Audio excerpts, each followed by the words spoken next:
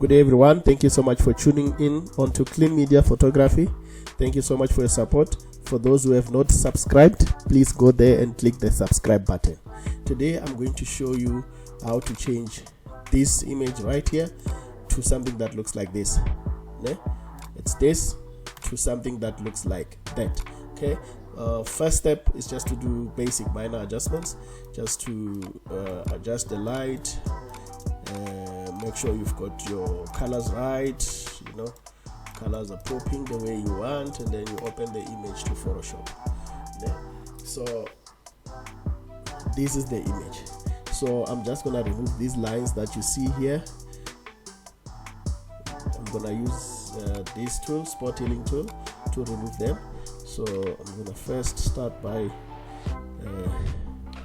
putting it to the size that I want. Let me just crop this one down here, click OK. I'm gonna select the spot healing tool and zoom in. Make sure you zoom into your image to the area where you want to work, because this tool right here can cause mistakes onto your image. You can end up highlighting the wrong area, and then you will start seeing the face of the person elsewhere. So it's best you zoom in and make sure that you resize your brush to the size that you want, or to fit whatever you wanna get rid of. So I'm just gonna go through this quick process of just cleaning up the model, cleaning up the pimples and stuff. I'm just gonna make it quick and then get back to you with the next step from here.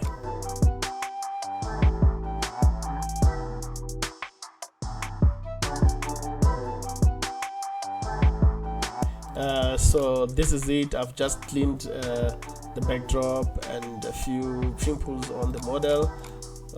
If you want, you can use the skin finer just to smoothen everything, but yeah, that's not the main purpose of the video. And then the next step that you want to do is select the subject. Make sure you have selected enough of the subject. If there's areas that you would like to add, you can go on and add those areas where the selection tool did not work. Then you press Q, you will see what is selected. Then the next step you want to go to is Control J. That will duplicate the layer and also have the subject on their own. Whatever you have selected on the subject will be separated from the original image. The background original image will still be there. Okay, what you want to do is open a new layer, and then while you are on the new layer, press Alt, you see this box, or press Control, you see this box. When you hover, this is just to say that there is a selection in this box. Do you wanna copy the selection to the layer 2 that you just selected? And then yes, then it will highlight the image. And then what I wanna do is I wanna fill that with black to create a shadow. Then I just fill it with black, then I have the shadow. But now the shadow is as on top of the image. So you want to deselect and take this down underneath the image, and then Control T will highlight that layer. Then you can take it back depending on where the light is coming from. In this instance, the light is coming from this side, hence there is shadow here. So the shadow will probably fall off this side. Then you click OK. Right? And then the next step you want to do is open a new layer. And then you go to your rectangular ellipse, and then that's it. Then you press Shift, then you make a circle. You can make it as big as you want. I'm happy with this. Then I'll put it somewhere there. Then select inverse. You see.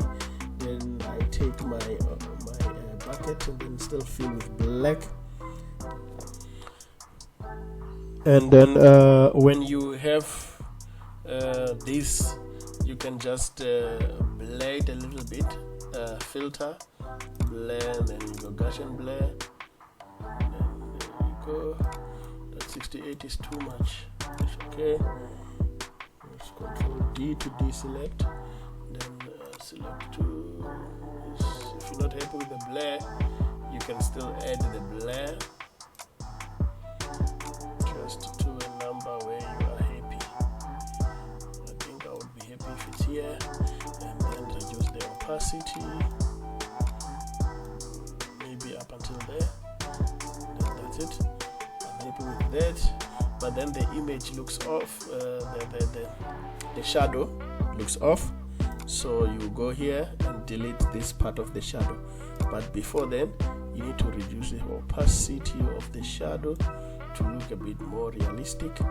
Then you delete the part of where the light is not hitting, which is this part. There you go. Then that's it. Just bring back the shadow again to look nice. There you go. You remove the other shadow. Then there you have it. You have your image. That's more like it. Then you can just add the overlay, floating overlay of dust. Okay, Control T, turn the image around to 90 degrees. I think that will do 90. There we go. Then you expand the image to fill in the whole picture. Then you go screen. That's a blend mode that will allow you to be able to blend the two together. Then you just remove the parts that you don't want. There you have it. Then this part obviously, then that's it. You have, there's your image. There you have it, guys. As you can see, it's pretty easy and straightforward to get a light Snoot effect. Please subscribe and support the channel. Your comment will matter. If you want a specific video for me to do for you, I'm willing to do that as well. Thank you so much for tuning in. Please like, subscribe.